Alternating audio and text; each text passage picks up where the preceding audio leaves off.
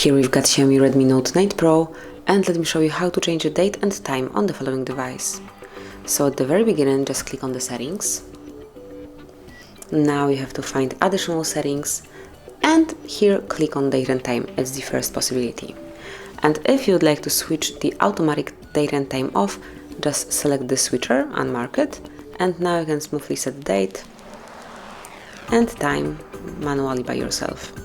Then you can also change the time zone, so turn off the automatic one and now pick the one that you would like to apply. At first you have to select the region and then select time zone if available. Now let me go back.